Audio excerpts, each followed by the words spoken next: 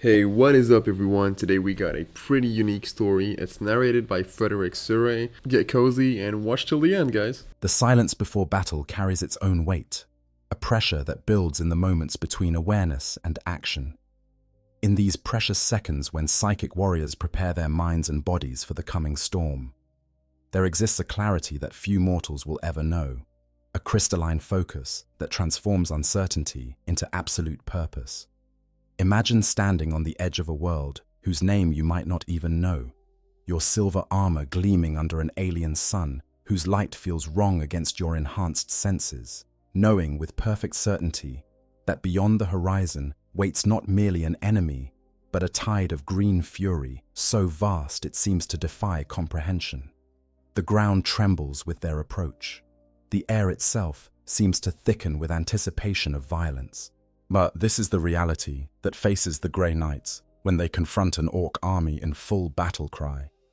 The weight of this moment settles across your consciousness like a physical burden. You are one warrior, or perhaps part of a small strike force, numbering no more than a handful of battle brothers. Against you comes an army measured not in hundreds, but in thousands, perhaps tens of thousands.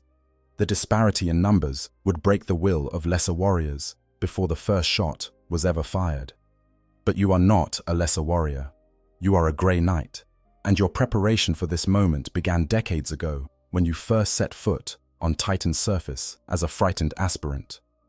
To understand what happens when these two forces collide, we must first appreciate what makes each of them unique among the galaxy's countless warriors. The Grey Knights represent humanity's most refined weapon against the darkness, while the orcs embody nature's perfect weapon of endless warfare. When such opposites meet, the results reshape worlds. Picture yourself as that lone Grey Knight, or perhaps part of a small strike force numbering no more than a dozen warriors. Your enhanced senses detect movement in the distance, a rumbling that starts as a tremor and grows into thunder. The ground itself seems to protest the approach of what comes. Through your helmet's display, initial readings appear. 100 signatures, then 200, then 500. The counter continues climbing, each new blip on your display representing another greenskin warrior eager for violence. Your mind, trained for decades to remain calm in the face of horror itself, processes this information with cold efficiency. You are about to face an entire army, but you do not step backward. You do not call for reinforcement that might not arrive in time. You are a Grey Knight, and your presence here is no accident. Whether by the Emperor's design or the machinations of the Ordo Malleus, you have been placed precisely where you need to be, to do exactly what must be done. The question is not whether you can survive what comes next, but how you will shape the battle to achieve your objectives before the green tide drowns everything in blood and fury. The orcs do not know fear as others understand it. They cannot be reasoned with or negotiated with. They exist for one purpose alone: to fight, to conquer, to destroy everything in their path until nothing remains but the strongest. They are a force of nature given malevolent consciousness, a plague that spreads across worlds and leaves only devastation in its wake. And they are coming for you in numbers that would break lesser warriors simply through the horror of their approach. Yet you remain steadfast, for you know things about warfare that no orc will ever comprehend. You understand the power that flows through your armor, the psychic gifts that set you apart from even your fellow space marines, the sanctified weapons that can cleave through flesh and armor with equal ease. You know that while the orcs have numbers, you possess something far more valuable: perfect unity of purpose, absolute discipline, and power drawn from the Imperium itself. The Grey Knights, humanity's silver blade. The Grey Knights exist in shadow and secrecy, are spoken of in whispers even among those who wage the Imperium's wars. Their founding reaches back to the darkest hours of the Horus heresy, when the galaxy burned and brother fought brother in the most catastrophic civil war humanity has ever endured. The Emperor himself foresaw the need for warriors who could stand against the demonic without faltering, warriors whose purity would be absolute and whose dedication would never waver. In those final days before his internment in the Golden Throne, before the siege of terror reached its apocalyptic conclusion, the master of mankind established the foundations for this most secret chapter. The 8 warriors who became the first Grey Knights Grand Masters were drawn from diverse sources, each a hero in his own right before being elevated to this new purpose. They were space marines from loyal legions, knights-errant who had proven their worth through deeds of impossible valor, individuals whose psychic gifts and incorruptible souls marked them as suitable for this sacred duty. Under the guidance of Malcador the Sigillite, the Emperor's most trusted advisor, these 8 were transformed into something beyond even what the Primarchs had been. They became living weapons against chaos itself, the foundation upon which an entire chapter would be built. These are not merely space marines, though they bear that title with pride. They are something more refined, more purpose-built, more absolutely dedicated to their singular mission than any other warrior caste in the Imperium's vast military apparatus. Where other chapters might fight Xenos, heretics, and traitors, while the Grey Knights exist for one purpose alone: to combat the demonic. Everything about them, their recruitment, their training, their equipment, their tactics, has been optimized for this specific threat. They are humanity's immune response to chaos infection, the surgical instrument wielded against tumors that grow in real space from warp-born corruption. Every Grey Knight begins as a psyker, one of those rare individuals born with the ability to touch the warp itself. But not just any psyker will suffice for this calling. The selection process is brutal beyond imagining. Out of thousands of potential candidates, perhaps one might survive to earn the right to begin training.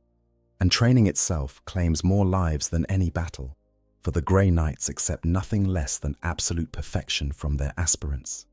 Imagine the transformation required to become one of these warriors. Your original identity is stripped away, replaced by a new name that itself carries power. Your body is rebuilt through the implantation of gene seed that traces its lineage to the Emperor's own genetic legacy.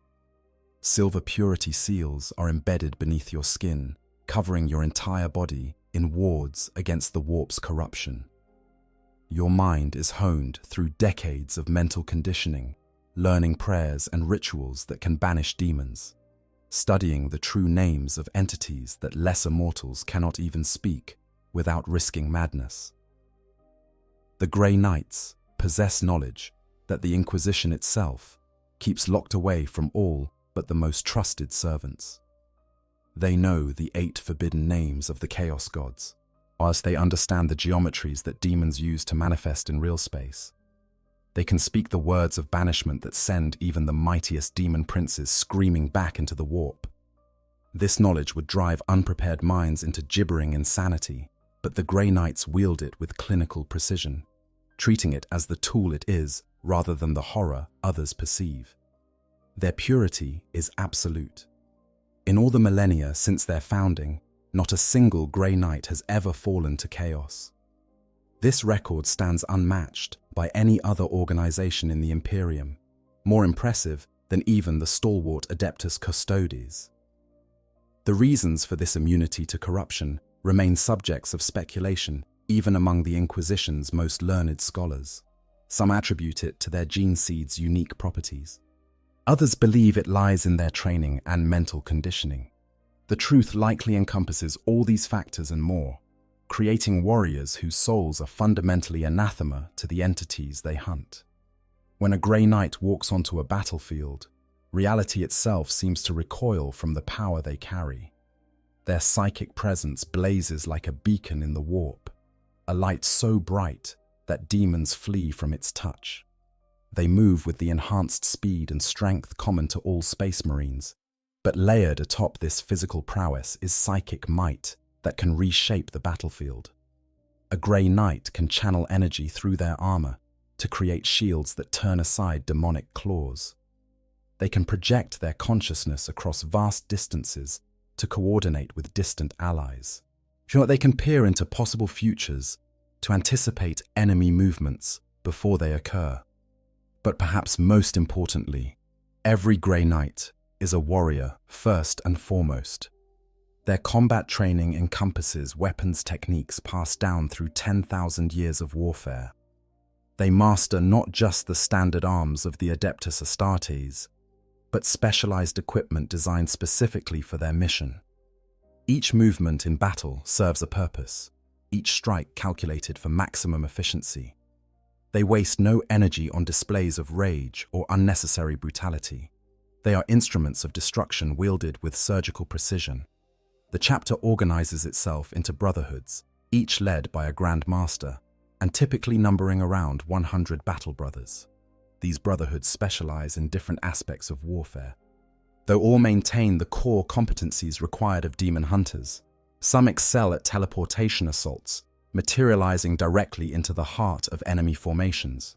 Others focus on vehicular warfare, deploying land raiders and storm ravens to support their operations. Still others specialize in reconnaissance and surgical strikes, eliminating key targets before vanishing like silver ghosts. Within these brotherhoods, hierarchies of rank and achievement define each warrior's role. Strike squads form the backbone of any Grey Knight's force, versatile warriors equipped to handle a wide range of threats. Purifiers stand above them, having demonstrated exceptional purity and power even by Grey Knight standards. Paladins represent the ultimate warriors, each having slain one of the 666 most powerful demons ever to manifest in real space. These veterans command respect that transcends mere rank, their wisdom sought even by Grand Masters when particularly challenging decisions must be made. The librarians of the Grey Knights warrant special mention, for they are not merely powerful psykers, but masters of the warp who can bend reality to their will. Where a normal battle brother might channel power through their weapons or create basic defensive wards, a Grey Knight's librarian commands abilities that can devastate entire battlefields. They summon vortexes of warp energy that devour everything in their path. They can project themselves across the battlefield in bursts of teleportation, whilst they speak words of power that can stop an enemy's heart or drive entire squads into madness. The chapter maintains its fortress monastery on Titan, one of Saturn's moons. There, hidden from the rest of the Imperium, they conduct their training and rituals. The fortress contains archives of demonic lore gathered across millennia, tomes bound in blessed silver and sealed with psychic wards. Sanctuaries deep within the rock allow Grey Knights to meditate and commune with the Emperor's light. Forges produce their specialized equipment, each piece blessed and consecrated through rituals that can take years to complete. When the Grey Knights deploy, they do so with absolute authority granted by the highest levels of Imperial command. They can requisition any resources they require, commandeer any Imperial vessel, demand the cooperation of any Imperial servant no matter their rank. This authority stems from their unique mission and the threats they face. When demons manifest, every moment of delay allows corruption to spread. The Grey Knights exist to respond with overwhelming force, eliminating demonic incursions before they can establish foothold in real space. Their relationship with the Inquisition, particularly the Ordo Malleus, forms a complex web of mutual support and shared purpose. Many Grey Knights serve extended terms with Inquisitors, providing the martial might necessary to investigate and eliminate the most dangerous threats to humanity. In return, the Inquisition provides intelligence about demonic activity, helping the Grey Knights deploy their limited numbers with maximum efficiency. This partnership has endured for millennia, and each organization recognizing that their missions are ultimately aligned, even when their methods differ. The secrecy surrounding the Grey Knights serves multiple purposes. It protects them from enemies who might specifically target them if their existence were widely known. It prevents knowledge of demons from spreading among the general population, as such knowledge itself can facilitate demonic manifestation. And it allows them to operate with the freedom necessary to accomplish their mission without political interference. Most Imperial citizens live and die without ever knowing the Grey Knights exist, and those few who encounter them often have their memories wiped or, in extreme cases, are simply executed to preserve operational security. This enforced anonymity means that the Grey Knight's heroism goes largely unrecognized. Yet they save worlds without anyone knowing they were in danger. They prevent demonic incursions before they can begin. They eliminate threats that, if known, would drive entire populations into panic. Their reward is not glory or recognition, but the simple satisfaction of duty performed. They are the Emperor's sword in darkness, striking at enemies most cannot even acknowledge exist. When a Grey Knight prepares for battle, the process combines physical readiness with spiritual preparation. Prayers of warding are spoken over weapons and armor. Meditation centers the mind and prepares it to channel psychic power. Battle plans are reviewed and each warrior's role clarified. The entire process can take hours, but time invested in preparation is time saved in battle. A Grey Knight who rushes into combat unprepared is a Grey Knight who has failed before the first blow is struck. The arsenal of demon hunters. The weapons and armor of the Grey Knights represent the pinnacle of the Imperium's technological and mystical achievements. Every piece of equipment they carry has been purpose-built for their specific mission, combining the finest materials with intricate psychic resonance that amplifies their power. When you see a Grey Knight in battle, you witness not just a warrior, but a walking arsenal of destruction. The Aegis armor they wear looks similar to the power armor worn by other space marines, but appearances deceive. The armor's ceramite plates are laced with psychoactive circuitry that allows the wearer to channel their psychic power through the armor itself. Their thousands of tiny wards and hexagrammic symbols cover every surface, each one painstakingly inscribed and blessed. These wards serve multiple purposes. They protect against psychic attacks, they strengthen the armor's physical resistance, and they create what is known as the shrouding. The shrouding effect makes Grey Knights difficult to perceive clearly, as if reality itself becomes uncertain around them. Enemies find their aim affected, their perception clouded. To demons, this effect is even more pronounced, causing them actual pain to look upon Grey Knights directly. This psychic camouflage doesn't make them invisible, but it provides a significant advantage in combat, particularly when facing foes who rely on warp-based senses. Terminator armor represents the next level of protection available to Grey Knights. These massive suits of tactical dreadnought armor provide incredible protection while maintaining surprising mobility. Like standard power armor, Grey Knight's Terminator armor incorporates psychic circuitry and extensive warding. The additional bulk and power systems allow for even more elaborate protections, making the wearer nearly impervious to conventional weapons. A Grey Knight Terminator can walk through fire that would vaporize normal humans, shrug off hits that would destroy vehicles, and teleport directly into the most dangerous combat zones. But armor alone does not make a Grey Knight dangerous. Their weapons deserve equal consideration, for these are not the standard armaments issued to other space marines.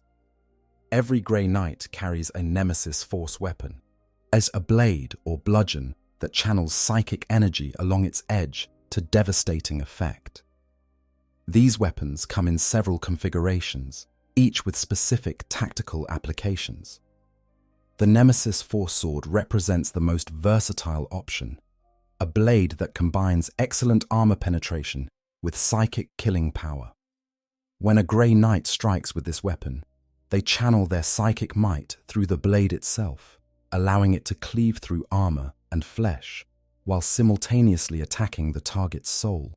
Against demons, this dual nature attack proves especially effective, as it damages both their physical manifestation and their essential being.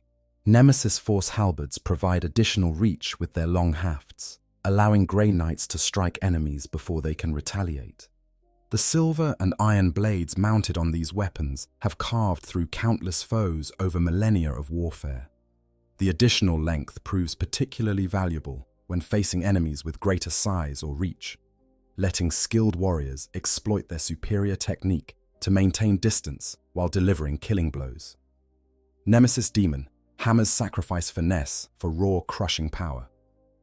These massive weapons can shatter armor plating, demolish vehicles, and pulverize the strongest foes. Their weight means they strike more slowly than other Nemesis weapons, But what they lack in speed, they more than compensate for in devastating impact. A single blow from a demon hammer can cave in a tank's frontal armor or reduce a monstrous creature to broken ruin for Grey Knights who prefer a more defensive approach. Yet the Nemesis warding stave provides unmatched protection. While it can certainly be used as an offensive weapon, its true purpose lies in the refractor fields built into its haft. When activated, these fields project a barrier around the wielder, deflecting incoming attacks and providing protection that supplements even Terminator armor. Warriors bearing warding staves often serve as the anchor point for their squads, using their enhanced durability to hold positions while their brothers maneuver for advantage. Some Grey Knights wield paired Nemesis falchions, smaller variants of the Force Sword designed for lightning-fast strikes. Fighting with two weapons simultaneously requires exceptional skill and coordination, but those who master the technique can deliver a storm of blows that overwhelms enemy defenses. And each strike channels psychic power, meaning that even glancing hits carry deadly potential. The Nemesis Dread Knight deserves special mention as one of the most powerful weapons in the Grey Knight's arsenal. This is not a walker piloted remotely or a sarcophagus for dying warriors, but an exoskeleton worn by a living battle brother. Standing 3 times the height of a normal space marine, the Dread Knight allows its pilot to wield weapons of immense size and power. Nemesis greatswords taller than a man, demon hammers that could shatter fortress walls, and ranged weapons capable of leveling buildings all become viable armament for these towering war machines. The psychic link between pilot and Dread Knight is profound. The machine responds to thought as much as physical input, allowing for combat maneuvers that would be impossible with conventional walkers. A Dread Knight can leap across battlefields in bounds that cover dozens of meters, land with earth-shaking impact, and immediately swing weapons with precision that belies their massive size. Watching a Dread Knight in combat is witnessing the impossible made real through the marriage of technology and psychic power. But weapons need ammunition, and the Grey Knight's ranged arsenal proves equally impressive. Storm bolters provide each warrior with withering firepower, spitting out mass reactive shells at a rate that can shred infantry and light vehicles. These are not the standard storm bolters issued to other chapters, but enhanced versions with additional blessings and improved construction. Some incorporate Cybolt ammunition, on rounds inscribed with micro-wards that make them particularly effective against warp-touched foes. Psycannons take this concept further, functioning as heavy weapons that fire psychically charged bolts of energy. These weapons can shred armor and destroy vehicles, while also proving devastating against enemies with warp-based defenses. The recoil from a Psycannon would break the bones of normal humans, but Grey Knights wield them with practiced ease, laying down suppressing fire that can halt even determined charges. Incinerators offer a different approach to firepower, projecting gouts of blessed promethium that incinerate everything in their path. These weapons excel at clearing out fortified positions and eliminating hordes of lesser enemies. The flames they produce burn with unnatural intensity, as if infused with the Emperor's own wrath.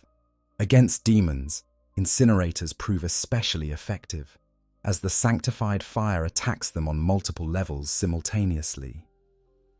The silencer represents perhaps the strangest weapon in their arsenal, a Gatling weapon that fires streams of psychic force. Unlike conventional ammunition, silencer rounds exist partly in the Imperium, allowing them to damage targets that might otherwise be immune to physical attacks. The weapon's rate of fire can reach truly impressive levels, creating a stream of force that tears through armor and flesh with equal ease. Beyond their personal weapons, Grey Knights have access to vehicles that support their operations. Land Raiders provide armored transport and fire support, their thick armor protecting precious cargo, while Lascannons and heavy bolters eliminate threats. Stormraven gunships offer aerial insertion capabilities, allowing small teams to deploy directly into combat zones from orbit. Rhinos and razorbacks provide lighter transport options when stealth and speed matter more than raw protection. The Liber Demonica deserves mention as perhaps the most important piece of equipment any Grey Knight carries. This is not a weapon in the conventional sense, but a book, bound in the thigh bone of a martyred saint with pages inscribed in blessed silver. Every Grey Knight carries a copy sealed in a ceramite case on their breastplate. Within these pages lie the rites of battle, the proper forms of address for each rank within the chapter, and knowledge of demonic lore that cannot be risked to electronic systems. The book functions as more than mere reference material. It is itself a psychic talisman, warded and blessed through rituals that take months to complete.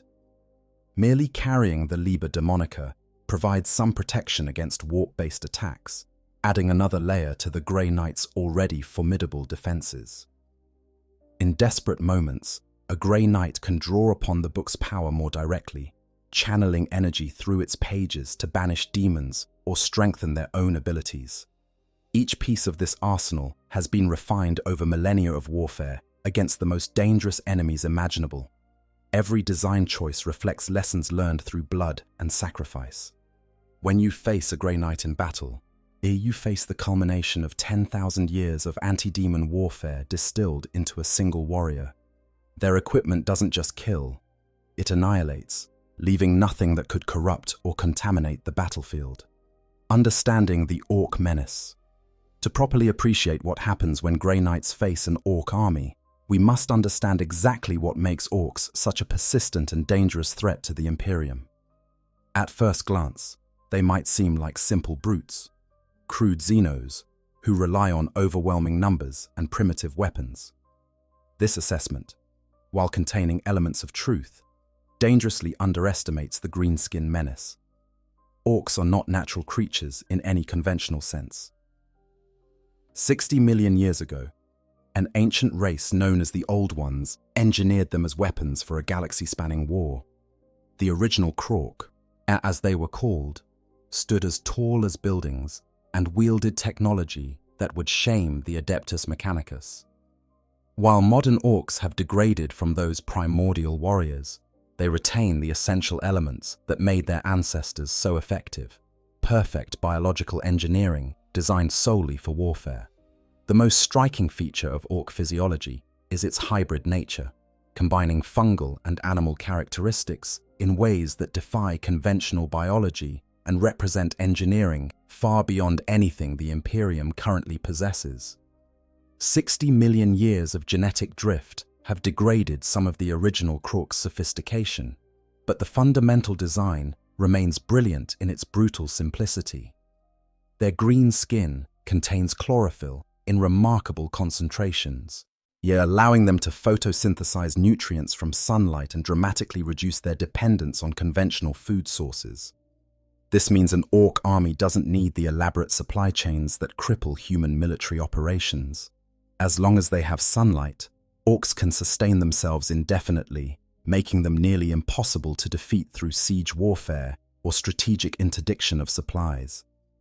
Consider the implications of this biological advantage. Imperial Guard forces require millions of tons of food, water, and medical supplies to maintain operations. Space Marine chapters need smaller amounts due to their enhanced metabolisms, but still depend on regular resupply. Orcs need almost nothing. They can fight and survive on worlds where humans would starve in weeks. But they can maintain campaigns for years without ever needing to secure supply lines or establish logistical bases. This self-sufficiency makes them one of the most persistent threats in the galaxy, able to survive and fight in conditions that would force other armies to withdraw or perish. Their blood carries fungal spores suspended in a chlorophyll-rich solution and has a distinctive composition that provides numerous survival advantages. The copper content gives their blood its characteristic green coloration, while trace elements support both their plant-like and animal-like biological functions. But this blood serves purposes beyond mere circulation and oxygenation. When an Orc dies, whether from violence, age, or any other cause, its body begins immediately releasing millions of microscopic spores into the surrounding environment. These spores are incredibly hardy, capable of surviving harsh conditions that would destroy normal fungal spores. They can lie dormant for years, waiting for favorable conditions before beginning their growth cycle. The reproductive cycle these spores enable makes orcs nearly impossible to eliminate once they establish themselves on a world. Even if you kill every visible greenskin through military action, the spores they release during death will eventually spawn new generations. The process begins small, with snotlings and squigs emerging first from the spore colonies. These tiny organisms establish the ecosystem that larger orcs require. Then Gretchen appear, small goblinoid creatures that serve as laborers and cannon fodder, but also perform essential functions in orc society. Finally, full-sized orcs grow from the spore colonies, as complete with genetically encoded knowledge that lets them immediately contribute to the tribe without requiring years of training. This means that effective cleansing of orc infestation requires extreme measures that go far beyond simply winning military victories. The soil itself must be burned, sometimes to depths of several meters, to destroy every trace of the fungal ecosystem they leave behind. Toxins must be deployed that can penetrate deep underground and kill dormant spores. In some cases, exterminatus represents the only practical solution when orc infestation has progressed too far. Many worlds have been lost not to orc conquest, but to the Imperium's inability to completely eradicate them after achieving initial military victories. These planets remain green wastelands, producing endless generations of orcs that periodically launch raids against nearby systems before being beaten back into their strongholds. But orc physiology extends beyond their reproduction. Their bodies are incredibly durable, able to survive wounds that would kill humans outright. This toughness stems partly from their animal-like aspects, but also from how their fungal nature minimizes the importance of specific organs. An orc can function with catastrophic damage to systems that would be instantly fatal in humans. They routinely survive having limbs hacked off, organs destroyed, and massive trauma that should induce shock. Their pain receptors seem almost vestigial, allowing them to continue fighting even when mortally wounded. Their musculature provides tremendous strength, easily matching or exceeding that of an unaugmented space marine. You know, one of the things I found most fascinating about this matchup is how it represents two completely opposite philosophies of warfare. Grey Knights are the ultimate expression of quality over quantity. Every single warrior is irreplaceable, trained for decades, equipped with the finest gear the Imperium can produce. Meanwhile, the orcs are literally designed to overwhelm through sheer numbers and regeneration. It's like watching a master swordsman face a tsunami. That's what makes Warhammer 40K so compelling. There's no clear answer to who wins. It depends entirely on the circumstances, the terrain, the specific mission. I spent countless hours thinking about these scenarios, and every time I consider a new angle, I realize just how deep this lore goes. The fact that we can have this discussion at all shows the incredible world building Games Workshop has created. But anyways, let's get back to the story. A typical orc stands 7 to 8 feet tall and masses significantly more than a human of comparable height. They can wield weapons that humans would need both hands to lift, swinging massive choppers and hammers with casual ease. In close combat, orcs prove devastatingly effective, their raw physical power allowing them to overwhelm opponents through sheer force. The species exhibits a caste system determined entirely by genetics. Most orcs are simple warriors, content to fight and follow stronger leaders. But among their numbers are born specialized individuals with instinctive knowledge of specific skills. Mech boys understand machinery and can cobble together functional vehicles from scrap metal and spare parts. Pain boys grasp medical concepts and perform crude surgery that somehow works despite defying all logic. Weird boys are psychers who channel the Gestalt psychic field generated by orc mobs. Each of these specialized castes contribute specific capabilities to the tribe without requiring years of training. Orc culture revolves entirely around combat and the hierarchy of strength. The biggest and strongest orcs naturally become leaders, with smaller greenskins following them out of instinctive recognition of their superiority. This creates a social structure that needs no laws or enforcement, as every orc instinctively knows their place in the pecking order. Disputes are settled through violence, with the survivor proving their rightness through victory. It's a brutally simple system that nonetheless proves remarkably effective at organizing massive numbers of warriors. Their love of violence goes beyond mere aggression or enjoyment of combat. Orcs genuinely cannot conceive of any purpose to existence other than fighting. Peace, diplomacy, cooperation with other species, these concepts make no sense to an orc mind. They fight because fighting is what they were made to do, what their entire biology and psychology optimizes them for. An orc denied opportunities for violence becomes agitated and depressed, while one engaged in constant warfare thrives and grows larger. The tribal organization of orc society coalesces around specific cultures or clans, each with distinct characteristics. Goths favor close combat and black clothing, priding themselves on being the toughest fighters. Bad moons accumulate wealth and sport flashy equipment, believing that having the best gear proves their superiority. Evil sons obsess over speed, painting their vehicles red because they believe this makes them go faster. Death Skulls are scavengers and looters, renowned for stealing anything not nailed down and then coming back for the nails. Blood Axes have adopted some human tactical concepts like camouflage and retreating to fight another day. Snakebites maintain more primitive traditions, distrusting advanced technology in favor of tried and true methods. When an orc warlord becomes powerful enough, he begins attracting followers from across multiple worlds. This gathering of forces creates what orcs call a growing war party, though Imperial scholars use the orcish term for it. These mass migrations combine elements of Holy Crusade, as pub crawl, and genocide in equal measure. Thousands or even millions of orcs follow their chosen warlord across the stars, seeking the best fights and the biggest enemies. Such movements can shatter entire sectors, requiring massive military response to contain. The Gestalt psychic field orcs generate deserves its own discussion, but worth noting here is how it amplifies all their other capabilities. The more orcs gather together, the stronger and more intelligent they become. Their ramshackle technology begins working more reliably, their weapons hit harder, their vehicles move faster. Even individual orcs grow larger and more powerful when surrounded by their kin. This means that fighting orcs isn't a linear scaling problem.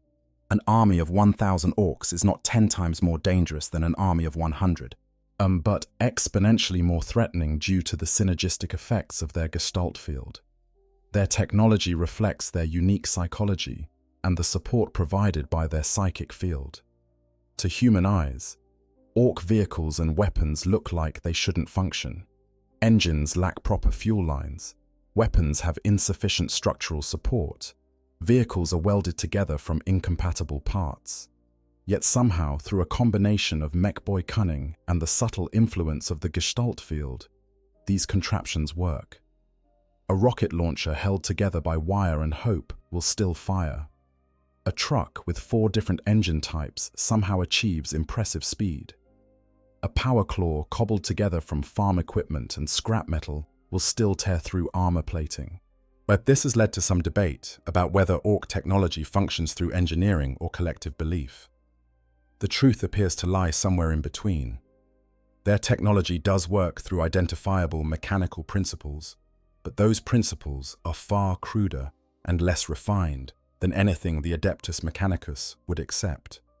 The Gestalt field doesn't make things work through psychic power alone, but it does smooth over deficiencies and allow functional performance from systems that should fail. An orc weapon captured by humans will still fire, but it will be far less reliable and more prone to catastrophic malfunction without orcs around to believe in it. Orc warfare eschews sophisticated tactics in favor of overwhelming assault. They advance in massive mobs, dozens or hundreds of warriors moving together toward the enemy. Supporting fire comes from artillery and vehicles, but the core of any orc attack is getting into close combat as quickly as possible.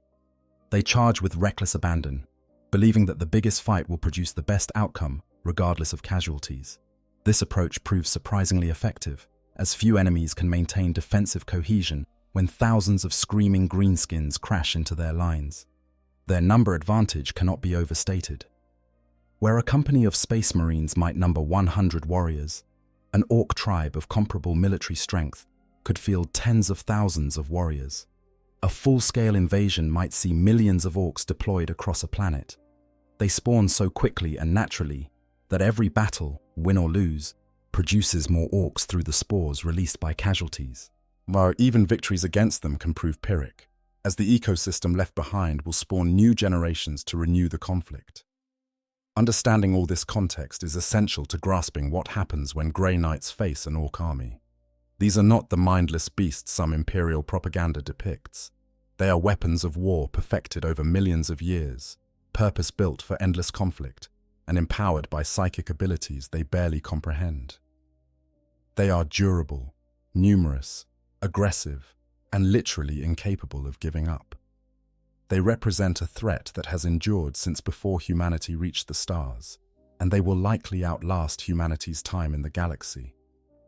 The question is not whether Orcs are dangerous, but how any force, no matter how elite, can hope to prevail against such numbers. The Gestalt psychic field, the single most important factor in understanding Orc warfare, and what makes facing them such a unique challenge even for Grey Knights, is the Gestalt psychic field that all Orcs generate.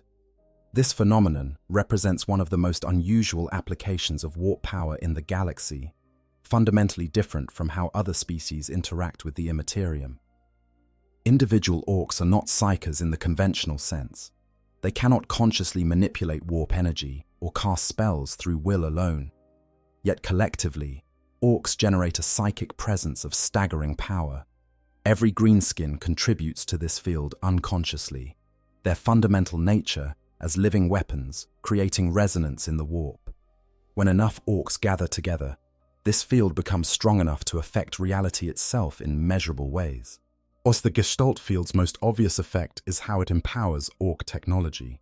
As previously discussed, Orc machines shouldn't work by any rational engineering standard, yet they perform reliably when used by their creators. The Gestalt field doesn't entirely explain this. Orc technology does follow actual physical principles, but it smooths over deficiencies and allows crude systems to perform beyond their theoretical capabilities. A more subtle effect is how the field makes Orc beliefs become self-fulfilling prophecies.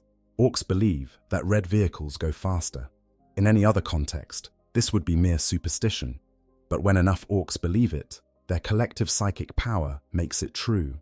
Red-painted Orc vehicles measurably achieve higher speeds than identical vehicles painted other colors. The same principle applies to other color associations: yellow for bigger explosions, blue for luck, and so on. These aren't universal laws of physics, but localized reality warping created by Orc conviction. The implications of this belief-based reality manipulation are staggering. An Orc vehicle with no fuel in its tank should stop dead. But if the Orcs inside believe they have fuel, they might continue driving for dozens of kilometers. A weapon with a broken firing mechanism might still shoot if the wielding Orc expects it to work. The dividing line between what's mechanically possible and what Orcs make possible through belief becomes increasingly blurred as their numbers grow. This phenomenon explains much about Orc warfare that would otherwise defy understanding. How do Orcs coordinate attacks across vast battlefields without advanced communications? The Gestalt field allows them to instinctively sense where the biggest fights are happening and converge on those locations. How do they maintain morale in the face of horrific casualties? The field reinforces their belief that fighting is glorious regardless of outcome. How do inexperienced Orcs somehow perform complicated maneuvers without training? The collective experience of the tribe becomes accessible to individuals through the field's influence. The field's strength increases exponentially with Orc numbers. A single Orc generates barely any detectable psychic presence. A dozen Orcs create a minor disturbance, but thousands of Orcs together produce a psychic pressure that sensitive individuals can feel from kilometers away. Millions of Orcs, as might gather for a major conflict, create warp disturbances visible from orbit. The old ones designed this scaling deliberately, ensuring that the more orcs there are, the more effective each individual becomes. This presents a unique challenge for Grey Knights, who are primarily trained and equipped to fight demonic entities. Demons draw power from specific emotions and concepts, making them vulnerable to focused psychic assault and banishment. But the Orc Gestalt field operates on fundamentally different principles. It's not a demon to be banished or a spell to be counterspelled. It's an ambient effect generated by millions of individual contributors, none of whom consciously controls or even fully understands it. Grey Knights attempting to disrupt the Gestalt field face a problem of scale. A single Grey Knight, no matter how powerful, cannot meaningfully reduce the collective psychic pressure generated by thousands of orcs. Killing individual orcs does nothing to diminish the field's strength unless done in sufficient numbers to meaningfully reduce the mob's size. Even then, the exponential nature of the effect means you have to eliminate a substantial percentage of the force before seeing significant reduction in the field's influence. Weird Boys represent a particular complication within this system. These orc psychers act as living conduits for the Gestalt field's power, channeling its energy into focused attacks. A Weird Boy, surrounded by battle-hungry orcs, becomes tremendously powerful, able to unleash devastating psychic assaults that can level buildings or hurl lightning across the battlefield. They do not control this power in the way a librarian controls their abilities. Rather, they barely manage to direct the raging torrent that flows through them. Weird Boys often die from the strain of channeling so much energy, their heads literally exploding from psychic overload. From a Grey Knight's perspective, Weird Boys present high-value targets. Eliminating them reduces the orc's ability to project psychic power and removes one of their few sources of ranged magical assault. However, getting close enough to engage a Weird Boy requires pushing through hordes of protective greenskins, and the Weird Boy itself can unleash tremendous power in its final moments. It's a target worth pursuing, but one that demands careful approach and overwhelming force to eliminate quickly. The Gestalt field also affects orcs themselves in more direct ways. The field allows them to instinctively recognize hierarchy. They simply know who is bigger and stronger without needing to measure or fight. This creates automatic social organization that requires no enforcement. The field also draws orcs toward the largest concentrations of their own kind, creating the mass migrations that characterize major invasions. And perhaps most importantly, it makes them fearless in a way that goes beyond mere courage or ignorance. An orc charging into certain death does not do so because he's too stupid to recognize the danger, or because he values death in battle. He charges because the Gestalt field tells him that his fellows are with him, that their collective strength will prevail, that this is what he was made to do. The field doesn't eliminate all self-preservation instinct, but it overrides individual survival concerns with collective confidence. An orc mob believes it will win not through analysis of tactical situation, but through bone-deep certainty provided by the field.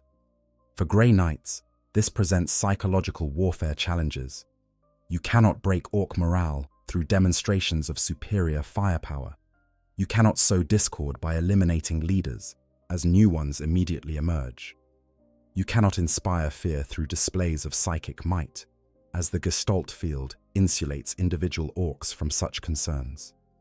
The normal tools of psychological dominance that might work on human enemies, or even some xenos, prove ineffective against opponents who literally cannot conceive of defeat as a concept worth considering.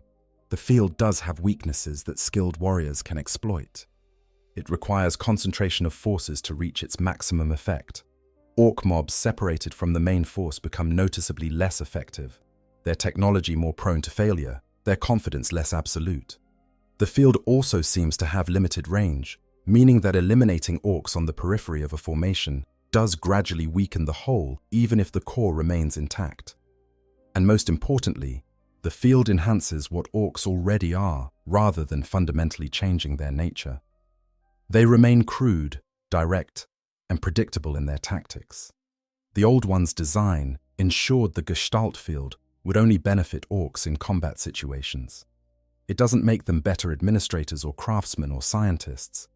It purely amplifies their effectiveness as warriors. Yes, this limitation prevents orcs from developing civilizations that might challenge more advanced species through non-military means. But it also means that in their element, warfare, they become exponentially more dangerous as their numbers grow. Understanding the Gestalt field is crucial to formulating effective strategies against orc armies. You must account for the fact that their weapons will work better than they should, that their morale will hold longer than logic would suggest, that their coordination will exceed what their apparent command structure should allow. Fighting orcs is not like fighting humans with green skin. It's fighting an enemy that literally changes the rules of engagement through their presence alone. When order meets chaos, first contact. The moment when a Grey Knight's force first encounters an orc army defines everything that follows. How this initial contact unfolds, how intelligence is gathered, how dispositions are assessed. These early moments shape the entire engagement. For Grey Knights, this phase combines their enhanced senses, psychic abilities, and centuries of combat experience to build a comprehensive understanding of the threat they face. Imagine standing on that battlefield for the first time, your Aegis armor's sensors feeding you data while your psychic senses probe the surrounding area. The physical readings come first: heat signatures, movement patterns, electromagnetic emissions from orc vehicles. Your armor's machine spirit processes this information, highlighting concentrations of enemies and identifying vehicle types. The data flows across your helmet display, building a picture of the enemy force's composition and deployment. But the physical data tells only part of the story.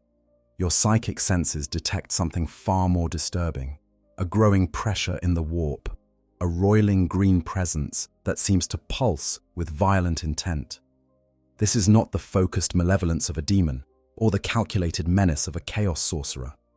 This is something more primal, a vast reservoir of aggressive energy that permeates the entire enemy force. You're sensing the Gestalt field, and its power warns you that this will not be an easy engagement. Grey Knights possess unique advantages when assessing orc threats. Their psychic abilities let them perceive the Gestalt field's strength, thus giving them rough estimates of enemy numbers even before visual confirmation. They can identify the presence of weird boys by detecting the focal points where psychic energy concentrates.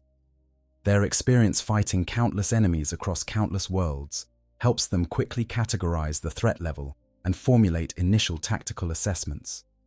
The Grey Knight's first priority is determining the orc force's leadership structure.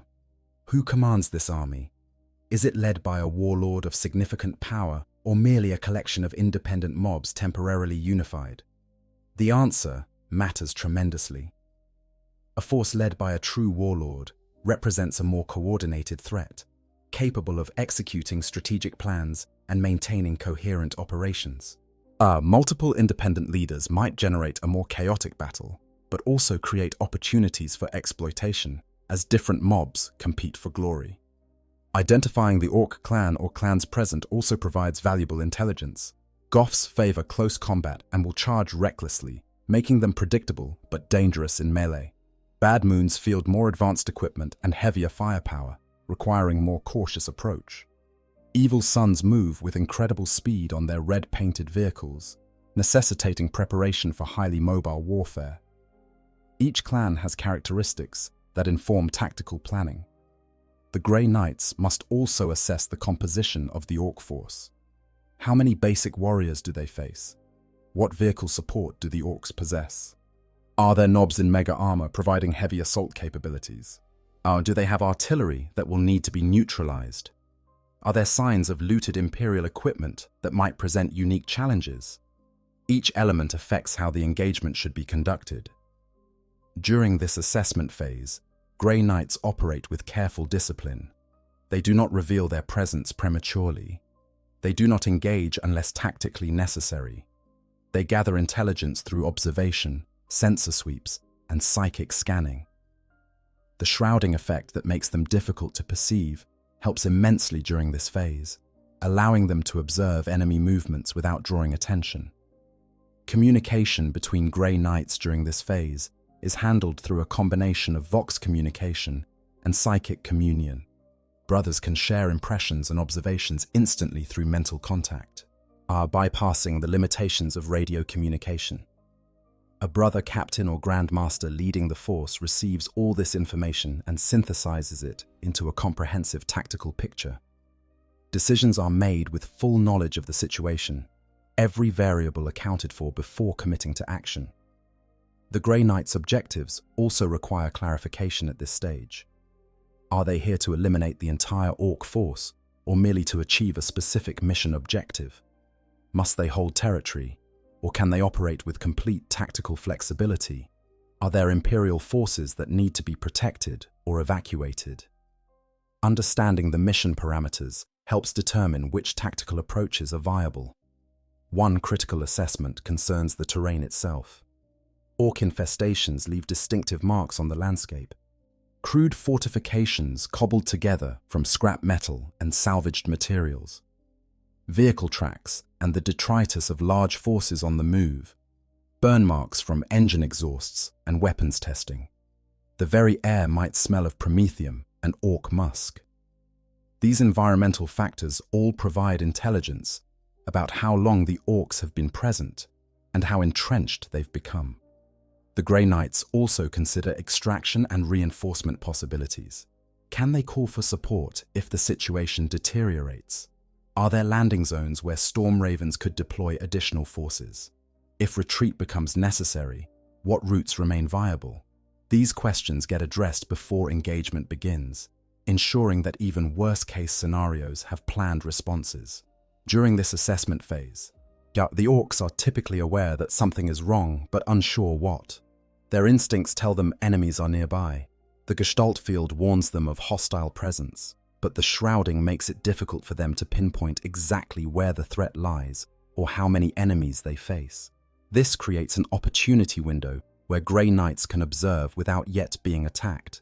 Some orc mobs might send out scouts or patrols to investigate their unease. These small groups represent both threat and opportunity. If they discover the Grey Knight's position, they'll immediately attack while raising alarm to their fellows. But if intercepted and eliminated quietly, they provide no warning while reducing enemy numbers. Grey Knights must balance the risk of early engagement against the intelligence value of continued observation. And the psychological dynamic during this phase differs markedly from facing human enemies or even demons. Orcs don't experience the fear that might cause human forces to hesitate or make mistakes during initial contact. They welcome combat and will charge toward any identified enemy with reckless enthusiasm. This makes them predictable in some ways, but also means that first contact almost inevitably leads to escalating violence rather than any possibility of standoff or negotiation. As the assessment phase concludes and engagement becomes inevitable, the Grey Knights' superior discipline and planning provide critical advantages. They've identified priority targets. They understand the enemy's likely responses. They've established rally points and fallback positions. They've synchronized their psychic abilities to maximum effect. Every warrior knows their role and understands how their actions fit into the broader tactical picture. The final moments before engagement bring a particular clarity. All training, all preparation, all the centuries of experience possessed by veteran Grey Knights crystallize into perfect readiness. Weapons are blessed one final time. Final prayers of warding are spoken. The squad or strike force assumes combat formation. And then, with cold precision, the Grey Knights reveal themselves and bring the Emperor's wrath to bear. The first clash, silver against green. The moment of engagement erupts with shocking violence. One instant, the battlefield appears relatively calm. Orcs moving about their camps or positions with typical greenskin lack of discipline. The next instant, Grey Knights materialize from teleport flares or break concealment, and the air itself seems to crack with the power they unleash. A typical Grey Knight's opening assault begins with ranged fire from optimal positions. Storm bolters bark, laying down withering volleys that cut through orc mobs before they can react. Psi cannons add their distinctive discharge, beams of psychic force punching through armor and flesh. If the force includes dread knights, their heavy weapons contribute devastating firepower that can demolish vehicles or obliterate entire squads in single salvos. The orcs' initial response is reflexive and predictable. They charge.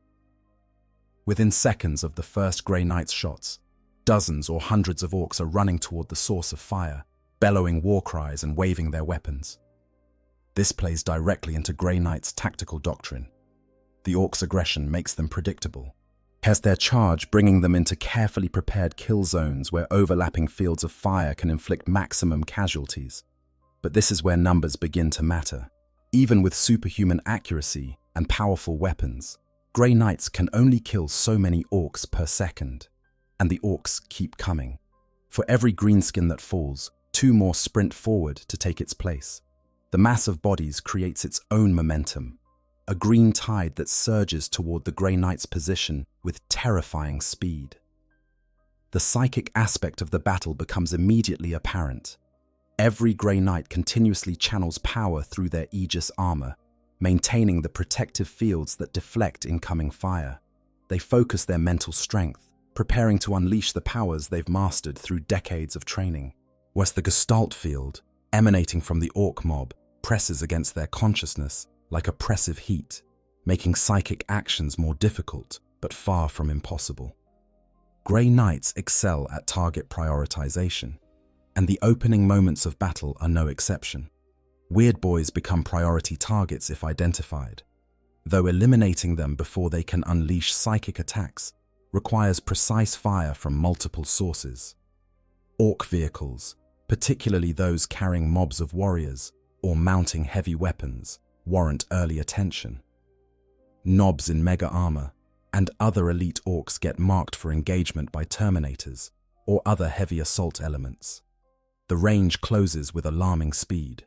Within seconds of initial contact, the fastest orcs reach melee range. This is the crucial moment where Grey Knights' training and equipment prove their worth. As greenskins swing their crude choppers and hefty hammers, Nemesis force weapons intercept the blows. The psychically charged blades cut through orc weapons, armor, and flesh with equal ease. A Grey Knight's combat reflexes, enhanced far beyond even normal Space Marine capabilities, allow him to fight multiple opponents simultaneously. Watch a Grey Knight fighting orcs in close combat, and you witness perfection in violence. Every movement serves multiple purposes. A parry deflects an orc chopper while positioning for a counterstrike. That counterstrike kills one orc, while the follow-through brings the blade into position to block the next attack. Footwork maintains optimal positioning, keeping the Grey Knight from being surrounded while maximizing his ability to engage enemies. The fight appears almost choreographed, but it's pure instinct and training operating at speeds human minds cannot fully process. The Nemesis force weapon's psychic nature means each strike attacks both body and soul. Orcs are not particularly psychic themselves, but they still have presence in the Imperium. When a Nemesis blade pierces orc flesh, it also tears at the Gestalt field, creating momentary disruptions. Individually, these disruptions are negligible, but dozens of Grey Knights fighting simultaneously begin to create measurable effects. The Gestalt field's power wanes slightly around each Grey Knight, making nearby orcs marginally less effective. Grey Knight's Terminators especially shine in this phase of battle. Their tactical dreadnought armor renders them nearly immune to orc weapons. Choppers spark off ceramite without penetrating. Even power claws wielded by knobs struggle to find purchase. Meanwhile, the Terminator's Nemesis weapons carve through orcs like farmers harvesting wheat. A single Terminator can hold a position against dozens of orcs, his superior armor and weapon skill creating an impenetrable barrier. But even as Grey Knights deal terrible casualties, the orcs continue pressing forward. Their fearlessness becomes a tactical asset. Where human soldiers might break and run in the face of such losses, orcs fight with increased enthusiasm. The Gestalt field pulses with violent energy, and every orc feels his fellows fighting beside him. They adapt their tactics in crude but effective ways, surrounding Grey Knights and attacking from multiple angles, accepting horrific casualties to drag down their enemies through sheer weight of numbers. Orc ranged fire begins to intensify as more of their force becomes aware of the battle. Shooters and big shooters pour fire into Grey Knights' positions. Rocket launchers send their explosive projectiles arcing toward valuable targets. Looted weapons of various descriptions add their distinctive reports to the cacophony. Most of this fire is wildly inaccurate. Orcs are notoriously poor shots, but volume of fire compensates for lack of precision. Even power armor can only take so much punishment before something gets through. This is where the Aegis armor's full value becomes apparent. The psychic shielding doesn't just deflect demonic attacks, it provides protection against all forms of aggression. Incoming shots seem to veer away at the last moment. Explosions that should kill instead merely knock Grey Knights off their feet. The shrouding makes Grey Knights difficult to target precisely, forcing orcs to rely more on luck than aim. Combined with the armor's physical protection, this creates warriors who are maddeningly difficult to kill. As the initial clash continues, Grey Knights begin employing their full range of psychic abilities. Brothers with particular talent for it start using specialized powers that can turn the tide of local engagements. One might summon a purifying flame that incinerates a squad of charging orcs. Another could create a vortex that drags enemies off their feet and crushes them. A third might enhance his brother's strength and speed, making them even more deadly in close combat. The librarians, if present, unleash powers that affect the battlefield on much larger scales. They might tear open the ground beneath charging orcs, creating chasms that swallow dozens at a time. They could summon storms of psychic lightning that chain through enemy ranks. Some can even briefly manipulate time itself, slowing enemy movements to a crawl, while allowing their brothers to fight at normal speed. These displays of power are spectacular and effective, but they also demand tremendous concentration and drain the librarian's reserves. Orc weirdboys respond with their own psychic assaults if given the chance. Green lightning arcs from their eyes, striking at Grey Knights with raw warp energy. They might attempt to teleport mobs of boys directly into close combat. Some try to project beams of force that knock over vehicles or shatter fortifications. These attacks are crude and uncontrolled compared to the refined psychic techniques of the Grey Knights. But they carry tremendous power. A weirdboy's assault is like being hit by a tidal wave. Overwhelming force with no subtlety whatsoever. The first clash typically lasts only a few minutes in real time, though it feels like hours to those engaged. In that brief span, hundreds or even thousands of orcs might die. Vehicles burn. The ground becomes slick with alien blood. The air fills with smoke, promethium fumes, and the distinctive smell of burned orc flesh. Grey Knight's casualties are hopefully minimal but not zero. Even the Emperor's finest can fall when facing such numbers. As the initial intensity begins to ebb, both forces reassess. The Grey Knights have weathered the first charge and proved their dominance in direct combat. But they're also acutely aware of how many orcs remain. The Greenskins have learned that these silver-clad warriors are dangerous prey, but this only makes them more eager to continue the fight. The biggest and strongest orcs start pushing to the front, eager to prove themselves against worthy opponents. This is the inflection point where the character of the battle becomes clear. Will it be a quick strike that achieves objectives and allows withdrawal? Or has the Grey Knights' force become committed to a prolonged engagement against superior numbers? The answer depends on many factors: mission parameters, terrain, available support, and the tactical situation's evolution. But one thing is certain: the fight is far from over. The green tide rises. What happens next in a battle between Grey Knights and Orcs depends critically on the size disparity between the forces. A dozen Grey Knights can handle hundreds of Orcs if they maintain tactical discipline and avoid being surrounded. But against thousands? Tens of thousands?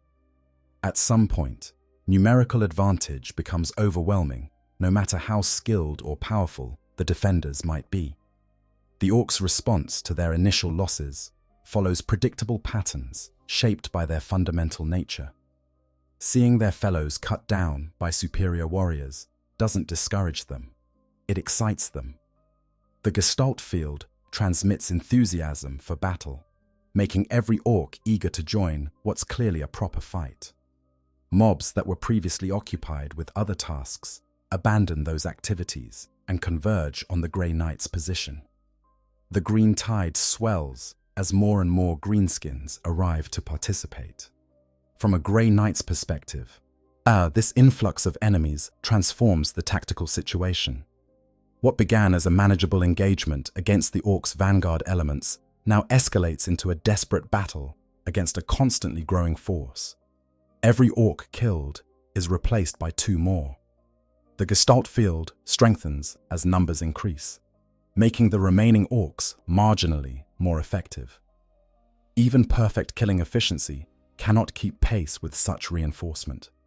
The Orcs also adapt their tactics based on what they've learned. The initially chaotic charges give way to somewhat more coordinated assaults. Mobs attack from multiple directions simultaneously, forcing the Grey Knights to split their attention and defensive efforts. Vehicles maneuver to provide fire support or attempt to ram through Grey Knights' positions. The Orcs are not executing sophisticated battle plans, but they're applying crude lessons learned through violence. Orc vehicles present particular challenges during this phase. Trucks loaded with boys' barrel toward Grey Knights' positions, their ramshackle constructions somehow holding together despite lacking proper engineering. Battle wagons serve as mobile fortresses, advancing while their numerous guns lay down suppressing fire. Deaf dreads stomp into the melee, their power claws crushing anything they can reach. Looters find elevated positions and begin directing more organized fire, their weapons potentially posing actual threats to even Terminator armor.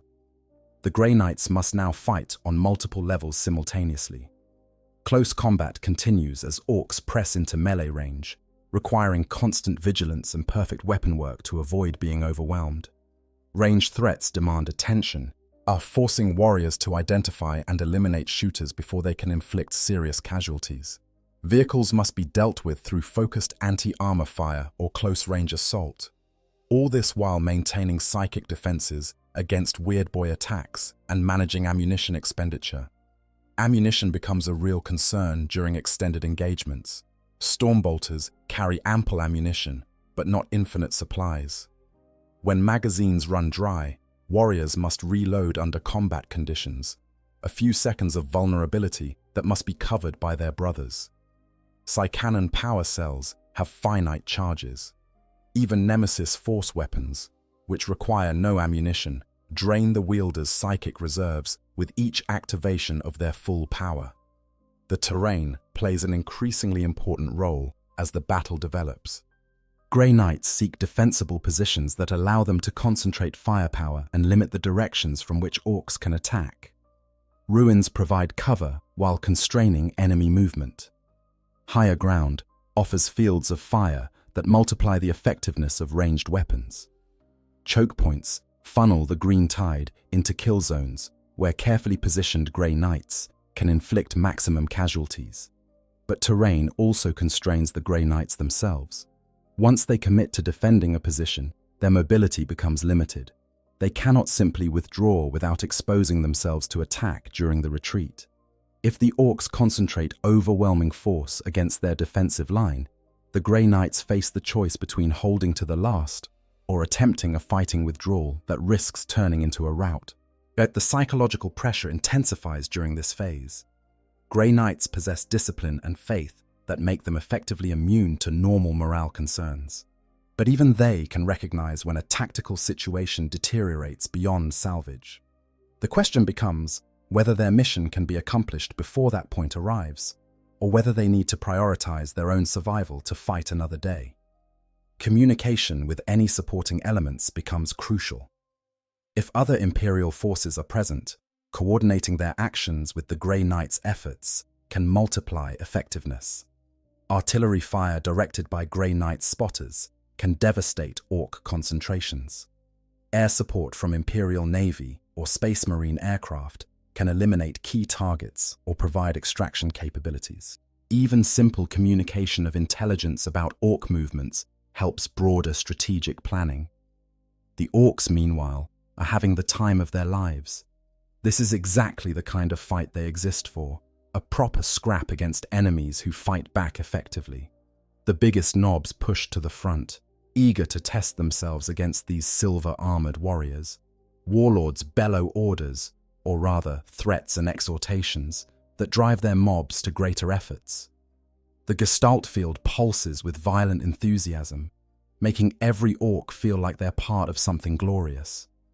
Individual Grey Knights may find themselves isolated as the orc tide flows around their positions. A brother who becomes separated from his squad faces a terrifying but not immediately fatal situation.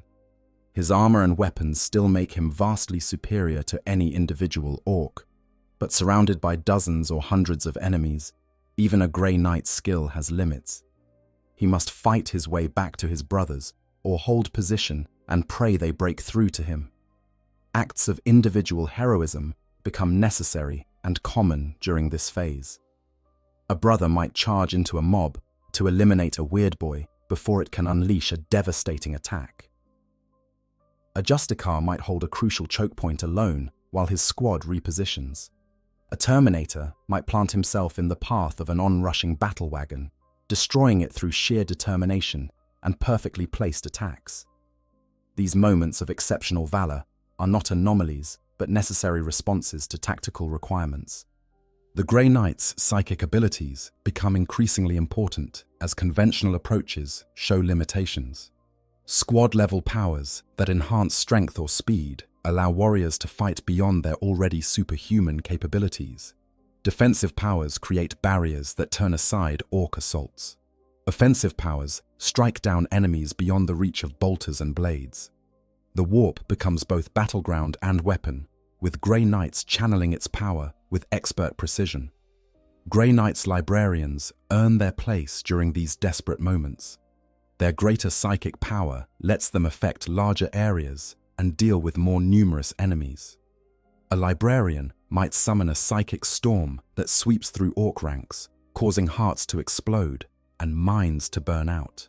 Another could create a telekinetic barrier that deflects incoming fire while crushing anyone who tries to breach it. The most powerful can channel so much energy that reality itself seems to bend around them. But channeling such power carries risks even for trained psychers. The warp is inherently dangerous, and drawing deeply upon it invites attention from entities that dwell there. For Grey Knights, the risk of demonic possession is negligible. Their purity protects them from such corruption. But the sheer strain of channeling massive amounts of psychic energy can still cause physical harm. Nosebleeds, headaches, temporary blindness, even unconsciousness can result from overexertion. The battle reaches a critical point where either the Grey Knights break the orcs' momentum or find themselves on the defensive indefinitely. Yet this moment might come after minutes or hours of fighting, but it arrives when both forces have fully committed their available resources. The Grey Knights have employed their full tactical flexibility and displayed their complete arsenal. The orcs have concentrated enough force that numerical advantage cannot be denied. Psychic warfare against mindless fury. The psychic dimension of battle between Grey Knights and orcs presents unique challenges and opportunities. While orcs aren't demons, and thus immune to banishment, they are still psychically active through their Gestalt field. And where there's psychic activity, Grey Knights can exert influence. Understanding how psychic warfare applies to orc enemies requires examining both the capabilities Grey Knights possess and the unique nature of greenskin psychology. And Grey Knights train extensively in psychic combat, but their education focuses primarily on combating demonic entities and chaos-corrupted humans. Orcs present a different challenge. They don't draw power from chaos gods. They have no true names to exploit. Their Gestalt field doesn't manifest in ways that psychic assault can easily target. Adapting Grey Knight's psychic techniques to fight orcs requires understanding what effects will actually work against such enemies. Direct psychic attacks that would obliterate a demon's essence prove less effective against orcs. An orc's soul is crudely structured and deeply tied to its physical form. Attempting to destroy an orc psychically often requires more effort than simply killing it with a blade. The Gestalt field also provides some protection, it diffusing psychic attacks across the entire mob rather than allowing them to focus on individuals. This doesn't make orcs immune to psychic assault, but it does reduce the cost-effectiveness of using precious psychic energy to kill enemies that could be eliminated through more conventional means. However, Grey Knights possess a diverse arsenal of psychic powers, many of which prove highly effective against orcs, despite these limitations. Powers that affect the physical world rather than purely attacking souls find purchase against greenskin forces. A Grey Knight, using telekinesis to hurl orcs through the air, doesn't care about their psychic resistance. Physics applies regardless. Pyrokinetic powers that immolate enemies in flames work just as well on orcs as on any other combustible target. Here, Hammer Hand represents one of the most universally useful powers in the Grey Knight's arsenal. By psychically enhancing strength and striking power, warriors become even more devastating in close combat. An enhanced Grey Knight can cleave through multiple orcs with single swings, crush bones with casual blows, and shatter even crude orc armor. The power applies to entire squads, multiplying their effectiveness in the brutal melee that characterizes orc engagements. Sanctuary creates a psychic barrier around Grey Knights that deflects incoming attacks. Against orcs, this proves valuable when facing their crude but numerous ranged weapons. The power doesn't make Grey Knights invulnerable, but it significantly improves their survivability when caught in the open or facing overwhelming fire. And the psychic shield turns glancing hits into misses and reduces the damage from attacks that do penetrate. Astral Aim allows Grey Knights to perceive and attack through solid barriers. In urban combat or when fighting among ruins, this power lets warriors target orcs who think themselves safely behind cover. It also helps identify priority targets, obscured by the massive bodies typical of orc mobs. A Grey Knight, using Astral Aim, can pinpoint the weird boy hiding behind a wall of boys and eliminate it despite not having direct line of sight. Vortex of Doom summons a sphere of annihilation that tears through everything it touches. Against massed orc formations, this power proves devastating. The vortex doesn't care about armor or toughness. It simply unmakes whatever it contacts. And a well-placed vortex can eliminate entire squads and severely damage vehicles. The power demands significant psychic effort to manifest, but the payoff justifies the cost when facing sufficient numbers. The Grey Knight's most powerful combat technique combines their individual psychic abilities into synchronized assaults. When multiple Grey Knights focus their power on a single target or area, the effects multiply beyond simple addition. 3 Grey Knights channeling fire through their incinerators while psychically enhancing the flames create infernos hot enough to melt armor and turn orcs to ash instantly. 5 Terminators focusing their telekinetic abilities can hurl battle wagons like toys. This synchronization requires practice and coordination that comes naturally to Grey Knights through their shared training and mental communion. In the heat of battle, brothers don't need to verbally coordinate their psychic strikes.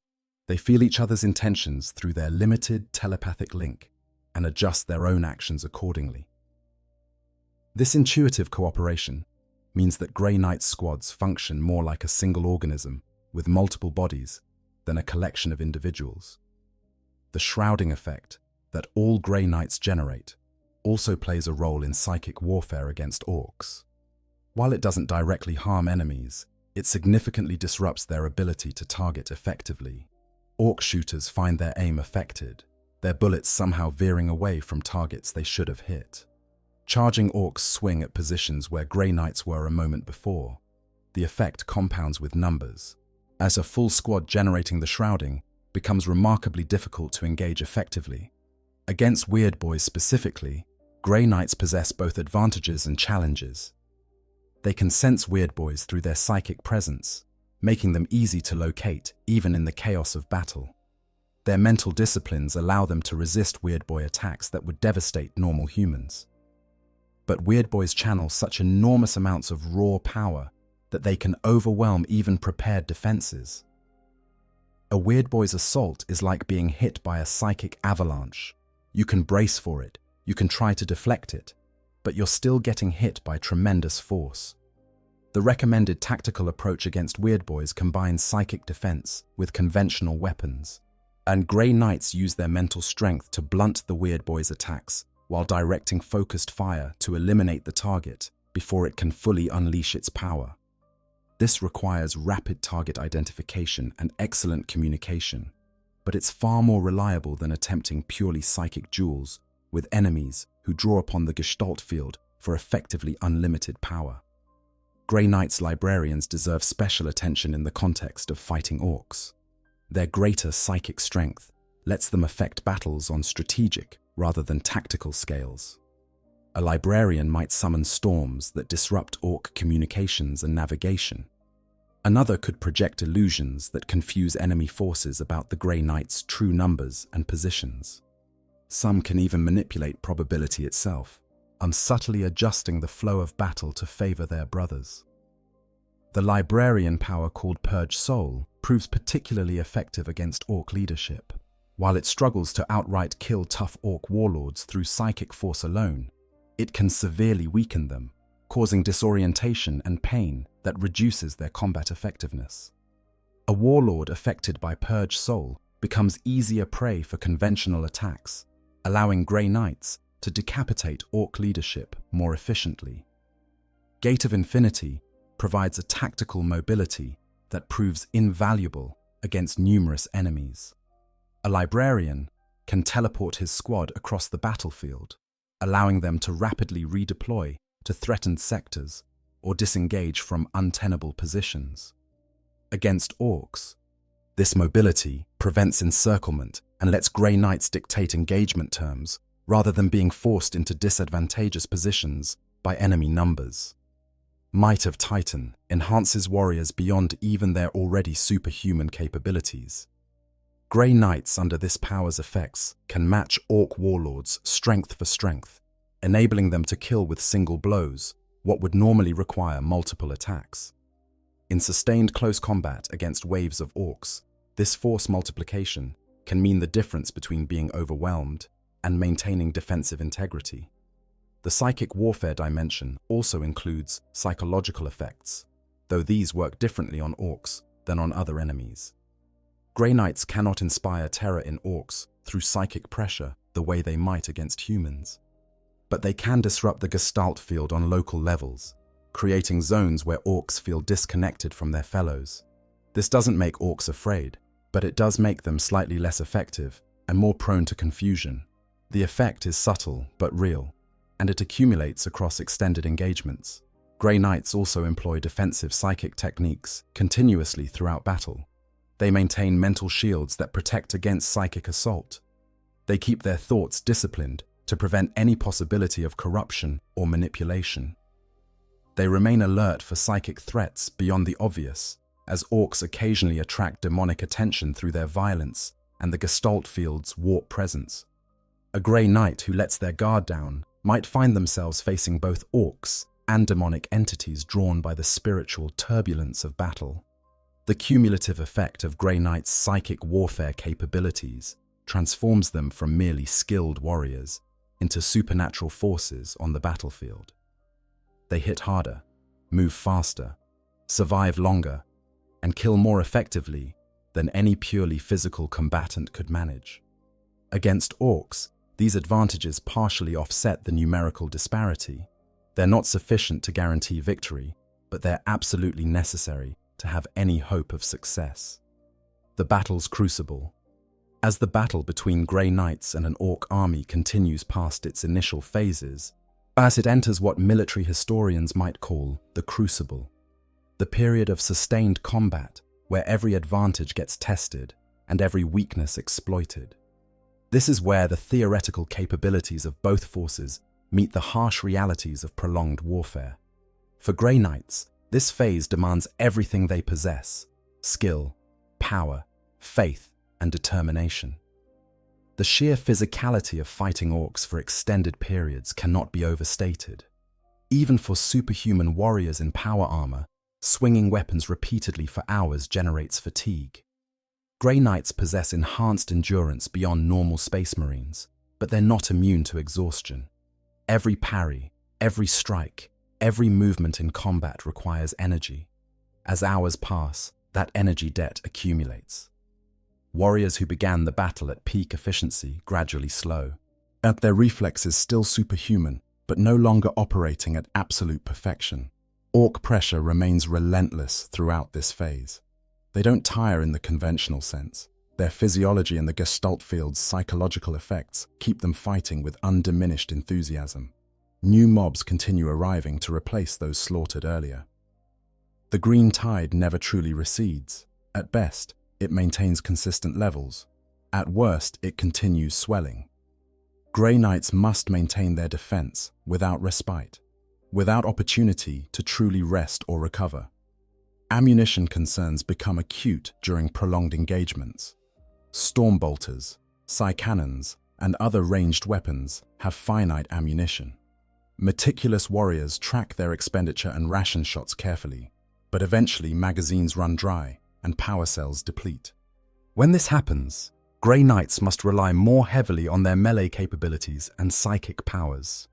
Both remain formidable, but losing ranged options constrains tactical flexibility. Vehicle support, if present at the battle's beginning, likely suffers attrition during this phase. Orc anti-tank weapons, while crude, exist in such numbers that even land raiders accumulate damage over time. Vehicles that survive the initial engagement may now be immobilized by damaged tracks, their weapon systems knocked out, their armor breached in multiple locations. When vehicles are destroyed, their crews must often be abandoned as Grey Knights cannot spare warriors to recover bodies mid-battle. The psychological toll, while manageable for Grey Knights, still exists. Watching brothers fall, seeing the apparently endless hordes of enemies, at knowing that each moment of battle increases the odds of eventually being overwhelmed, these factors would break lesser warriors. Grey Knights possess the faith and conditioning to endure, but endurance has limits. Mental fatigue can affect judgment just as physical fatigue affects combat performance. Terrain that was defensible earlier might become untenable as orcs concentrate force against it. Positions that initially allowed good fields of fire become death traps when surrounded. Fallback positions prepared earlier get compromised by the sheer number of orcs infiltrating across the battlefield. The Grey Knights must maintain tactical awareness of their surroundings while fighting for their lives, ready to relocate when their current position becomes indefensible. Yet communication challenges emerge as the battle's scale expands and chaos intensifies. Vox networks experience interference from orc jamming equipment, which works despite appearing to be cobbled together from random electronics. The psychic communion that supplements radio communication requires concentration that's difficult to maintain while fighting. Brothers can become isolated without their squad knowing their status, forcing difficult decisions about whether to attempt rescue or accept their loss. Orc tactics, crude as they are, do evolve throughout the battle. Mobs that witness their fellows being destroyed by specific Grey Knights tactics will try different approaches. If the Grey Knights consistently slaughter orcs charging from one direction, subsequent mobs attack from different angles. If certain weapons prove particularly effective, orcs eventually learn to avoid presenting good targets for those weapons. This adaptation is instinctive rather than intellectual, but it still forces the Grey Knights to continuously adjust their own methods. The Gestalt field's influence grows stronger as more orcs concentrate in the battle area.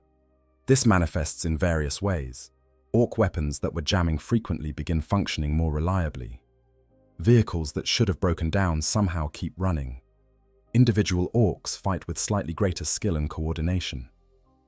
The effect is not dramatic enough to suddenly give orcs technical superiority, but it shifts probabilities at the margins. Shots that might have missed now connect. Equipment failures that could have provided respites don't occur. Grey Knight's casualties, hopefully minimal, do accumulate. Even with their superior equipment and skills, facing such overwhelming numbers means that eventually someone gets unlucky. An orc slug around finds the joint between armor plates. A power claw catches a warrior during a momentary distraction. A weird boy's psychic blast overcomes an individual's defenses. Each loss reduces the force's overall effectiveness, as Grey Knights cannot be replaced mid-battle the way orcs seemingly can. Injuries also reduce combat effectiveness without causing deaths. Power armor's life support systems can treat and stabilize many wounds, allowing warriors to continue fighting despite injuries that would incapacitate normal humans. But pain management has limits, and damage to armor can expose vulnerabilities that enemies might exploit. A Grey Knight with damaged armor must fight more cautiously, aware that his defenses are compromised. The question of withdrawal becomes increasingly relevant during this phase. Grey Knights possess the discipline to recognize when tactical withdrawal serves their mission better than glorious last stands. But withdrawal under fire against enemies as numerous and aggressive as orcs is extraordinarily difficult. The act of disengaging provides opportunities for enemy attacks. Fighting retreats require careful coordination and consume ammunition without inflicting proportional casualties.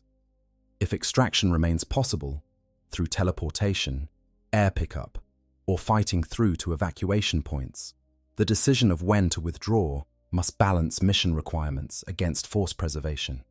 Have the Grey Knights accomplished their objectives? As can they accomplish them if they continue fighting? What will the cost be in lives if they stay? These calculations happen in seconds, with commanders assessing factors that entire staffs might debate under normal circumstances. Some missions don't permit withdrawal. If the Grey Knights must hold a position regardless of cost, or if they're fighting to enable evacuation of critical personnel or assets, then they will fight until they can no longer fight. This is not suicide or wasteful sacrifice. It's calculated acceptance that some objectives justify any price. Grey Knights embrace such missions without hesitation, their faith and purpose allowing them to face certain death with the same discipline they bring to every other tactical situation.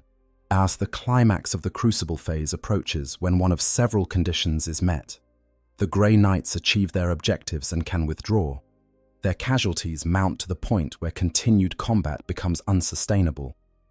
Reinforcements arrive that change the tactical balance, or the Orc army's cohesion collapses through elimination of leadership or other critical factors.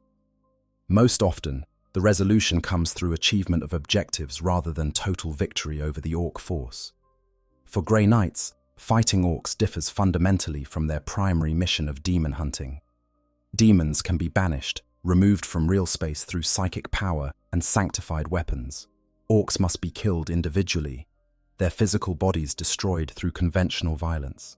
This makes each battle against Orcs more grinding, less decisive, and more dependent on logistics and sustainment than conflicts against demonic forces.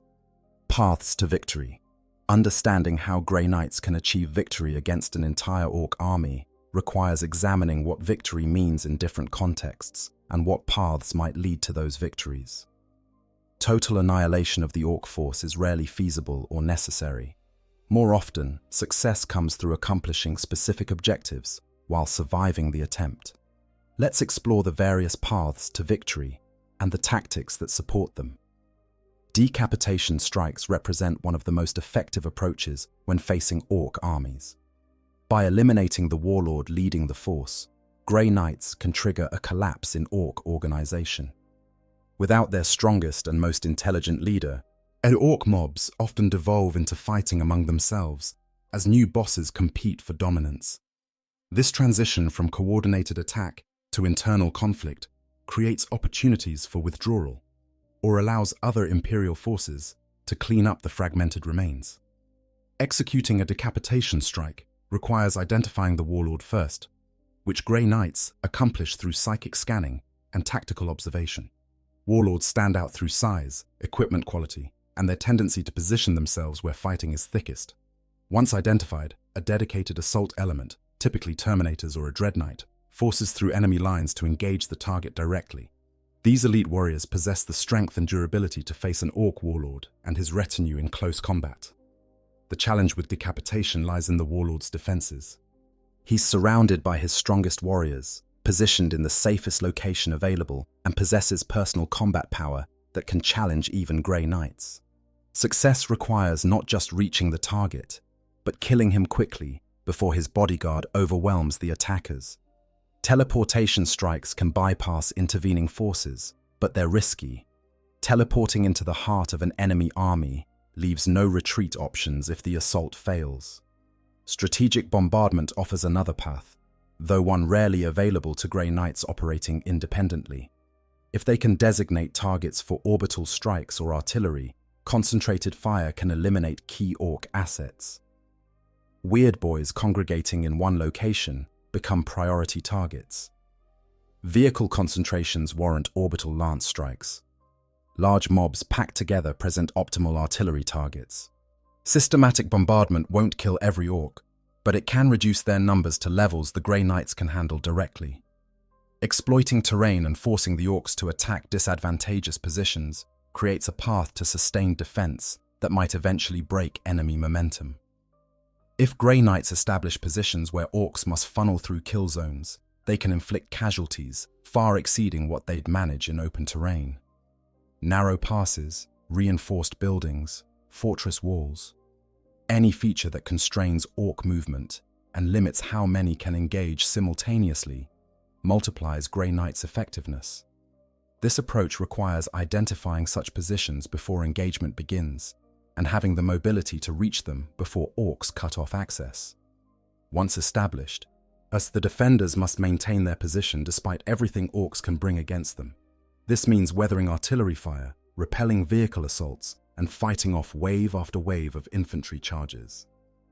Success depends on having sufficient ammunition and the physical endurance to maintain the defense until either the Orcs break off or reinforcements arrive. Mission accomplishment through speed and precision offers another viable path.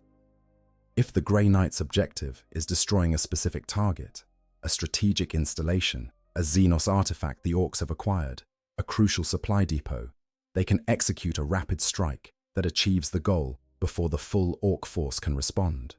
This requires detailed intelligence, careful planning, and flawless execution.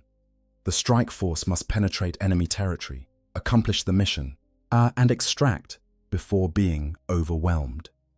Teleportation assault represents the purest expression of this approach. Grey Knights materialize directly at the target, complete their mission within minutes, and teleport out before the Orcs fully organize their response. The technique's success depends on precise targeting information and having functional teleportation technology. It's inherently risky. Teleporter malfunctions can scatter the assault force or materialize them inside solid objects. But when it works, it allows accomplishing objectives impossible through conventional approaches. Creating distractions and exploiting Orc psychology offers subtle paths to success. Orcs instinctively move toward the biggest fights, and a small Grey Knights element creating enough noise and violence might draw most of the Orc army away from critical objectives. Meanwhile, another team accomplishes the actual mission with minimal opposition. This approach requires coordination across multiple elements and accepting that the distraction team will face enormous danger to enable others' success. Linking up with and supporting other Imperial forces in the theatre can transform a desperate holding action into broader victory. If Guard regiments, other Space Marine forces, or Imperial Navy assets are present, Grey Knights can serve as an anchor that enables coordinated operations. Their elite capabilities allow them to hold positions that other forces cannot, buying time for evacuations, enabling flanking maneuvers, or providing forward observation for artillery and airstrikes. In some scenarios, simple survival constitutes victory. If the Grey Knights are tasked with denying territory to the Orcs for a specific duration, buying time for civilian evacuations, or allowing war material to be recovered, then lasting until that objective is met, represents success. This path requires the grimest determination, as warriors must hold knowing they're buying time with their lives. Grey Knights embrace such missions when necessary, their faith providing meaning to sacrifices that might otherwise seem futile. Crippling Orc capabilities without destroying the entire force can also constitute victory, eliminating all their vehicles, destroying ammunition stockpiles, killing every weird boy. These actions might not kill many Orcs directly, but significantly reduce the threat they pose. A mob of Orcs, without vehicles or artillery, can be contained and destroyed systematically by more conventional Imperial forces. Grey Knights, clearing these force multipliers, enable subsequent operations by less elite troops. Psychological victory through demonstration of power holds value in specific contexts. If the Grey Knights inflict such horrific casualties that even Orcs recognize the cost of continuing the fight exceeds the value of their objective, the Greenskins might redirect their attention elsewhere. This is rare. Orcs rarely abandon fights they've started, but it becomes more likely if alternative targets present themselves. A sufficiently bloody defensive action might convince Orcs to attack somewhere else, where fighting appears more promising. The concept of acceptable losses differs fundamentally for Grey Knights compared to other Imperial forces. A Guard regiment might accept 50% casualties as the price of victory. For Grey Knights, every loss represents the death of an irreplaceable warrior who required decades to train and whose genetic legacy is precious beyond measure.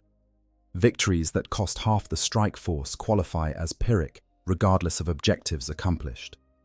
Success must be measured not just in objectives achieved, but in whether the force's combat power remains sufficient for future missions. Real victory comes through efficient application of Grey Knight's unique advantages: individual combat superiority, psychic capabilities, tactical flexibility, and supernatural resilience. Each engagement should inflict losses on enemies far exceeding what the Grey Knights suffer. Every position should be selected to maximize defensive advantages. Each psychic power should be deployed at the moment of maximum impact. Perfect preparation and flawless execution multiply force effectiveness exponentially. Against Orcs, the paths to victory often involve accepting that complete destruction of enemy forces is unattainable. The goal shifts to accomplishing missions, inflicting disproportionate casualties, and preserving Grey Knight's strength for future battles. Each engagement against Greenskins teaches lessons applicable to subsequent conflicts. Experience fighting Orcs makes the chapter better prepared for all their enemies, as few foes match the relentless pressure and raw violence that Orcs bring to every battlefield. Our conclusion. We've journeyed through the reality of what happens when Grey Knights face an entire Orc army in Warhammer 40,000. We've explored the nature of both forces. The Grey Knights, with their purity, power, and purpose. The Orcs, with their numbers, durability, and Gestalt psychic field. We've examined the clash between these opposite approaches to warfare, where skill and discipline meet crude violence and overwhelming numbers. The outcome of such battles is never certain. Grey Knights possess every advantage except numbers, and against Orcs, numbers matter tremendously. A dozen Grey Knights might triumph against 1,000 Orcs through perfect tactics and supernatural power, but against 10,000, 100,000. At some point, numerical superiority becomes overwhelming, regardless of individual capability. Yet Grey Knights prevail more often than simple analysis would suggest. Their training, equipment, and psychic abilities provide force multiplication that transforms small bands of warriors into strategic assets. They accomplish missions that would require entire companies of regular Space Marines or regiments of Imperial Guard. Against Orcs specifically, they adapt their demon-hunting expertise to fight enemies who cannot be banished, only killed. The experience of fighting Orcs differs fundamentally from the Grey Knight's primary purpose of hunting demons. It's more visceral, more grounded in physical violence rather than psychic dueling. But these battles serve important purposes. They maintain combat readiness. they prevent greenskin hordes from threatening critical worlds. And they demonstrate that the Emperor's finest warriors excel against all enemies, not merely those from the warp. For orcs, fighting Grey Knights represents exactly the kind of challenge they exist for. These silver-armored warriors provide worthy opponents, fighters who don't break and run when the fighting gets tough. The orcs relish such battles even as they die in droves. Their respect for strength and fighting prowess extends even to enemies, and Grey Knights earn that respect through the violence they inflict. The galaxy's grim darkness demands heroes, and the Grey Knights answer that demand. They stand between humanity and horrors that would drive others mad. Against orcs, they exemplify discipline, triumphing over chaos, skill defeating numbers, and faith overcoming all obstacles. Each battle they win preserves worlds and lives that would otherwise fall to the green tide. What happens when a Grey Knight faces an entire orc army? Violence beyond imagining. Heroism that demands every ounce of capability these warriors possess. Victory snatched from situations that should guarantee defeat. And ultimately, proof that even in a galaxy of endless war, there are warriors whose prowess and faith can overcome any odds. If you enjoyed this deep exploration of Grey Knights versus orcs, please like this video and subscribe to the channel. I create detailed lore content about Warhammer 40,000 regularly, exploring the conflicts, factions, and heroes of the grimdark future. Your support helps me continue producing these in-depth examinations of what makes this universe so compelling. Thank you for watching. And the Emperor protects. I hope you guys enjoyed the story. Make sure to hit the subscribe, like, share button, whatever you want. Give me some feedback if there's any. And yeah, sleep well.